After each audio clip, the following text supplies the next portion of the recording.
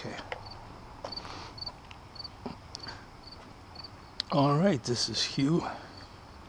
This is the EC-135 RC helicopter. It says RC ERA on the side. It's a little air ambulance.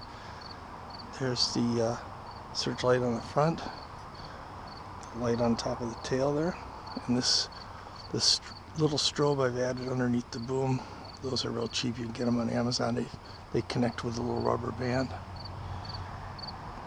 I just did that to make it a little easier to track in the dark.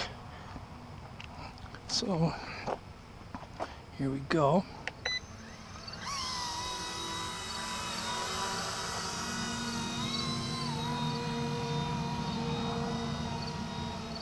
Hopefully you're seeing that.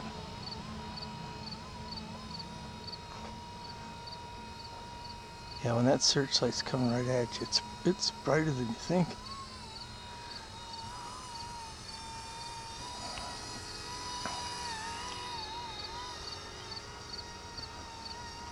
This is a really nice little scale helicopter for under $100. The only thing I don't like, there's two things I don't like about it that I think could be better. Number one, I don't like the transmitter that it comes with, so I'm using a different RC ERA transmitter, which is off a similar model, C-189 or so, I don't remember the name of it, but anyway. So I'm not crazy about the transmitter that comes with it, and I wish you could shut off the altitude hold, but you can't. So it takes a little practice to fly it smoothly, so it's not so obvious that you have altitude hold on it.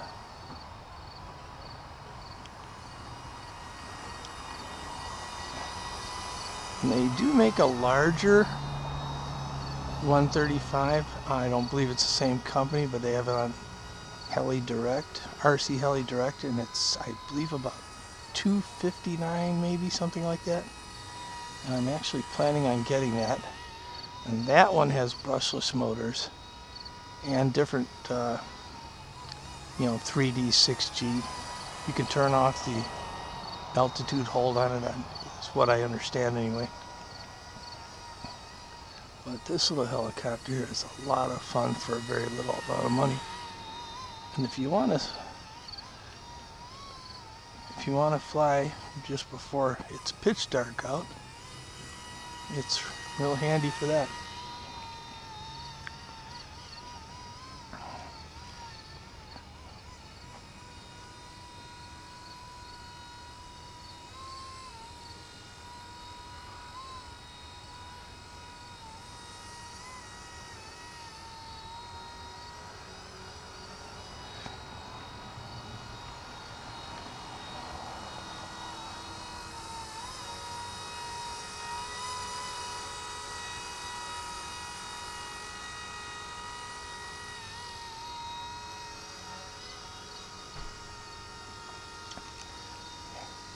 Like I say, I'm not sure how much of this you're seeing, so I'm going to keep it fairly close.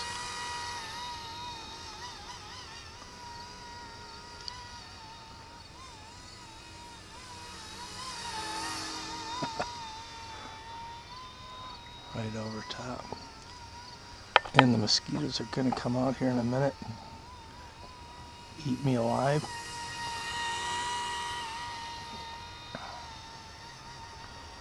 Actually, that's probably more like a fly.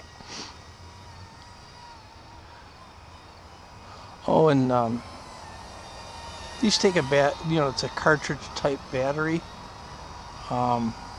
Similar to there's another RC ERA one that takes that same battery.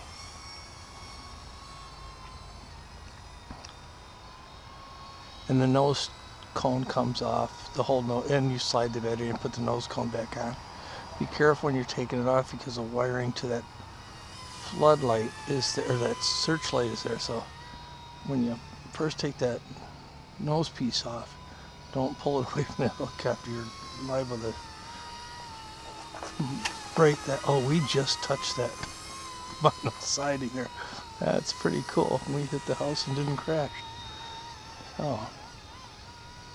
So anyway, when you take that front piece off, the the whole front section, the nose, to put the battery in. Like I say, the wiring for the searchlight is connected to that, so you don't want to pull too hard or pull it away from the helicopter and accidentally tear that wiring out.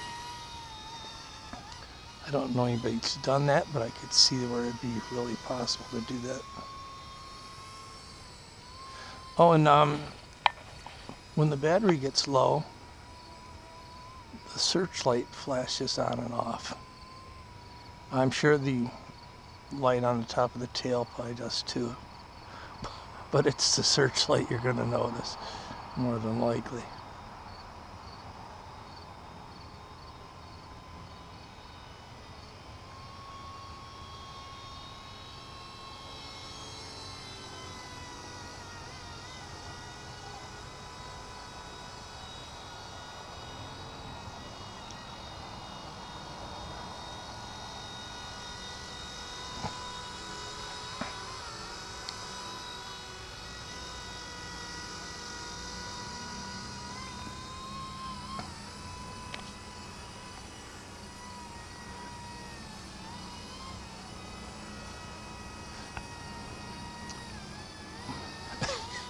My flying gets a little dodgy once the mosquitoes start attacking. So, oh, look it, there you go, there you go. There's the, hopefully you can see that, we'll bring it in closer. That's the searchlight flashing that tells us the battery's getting low. It's not a panic situation, it gives you plenty of time to land, probably a minute or two, I guess. At least a minute anyway. So we'll test that right now. But I think that's a really, really cool feature, is having that light flash when the batteries get low.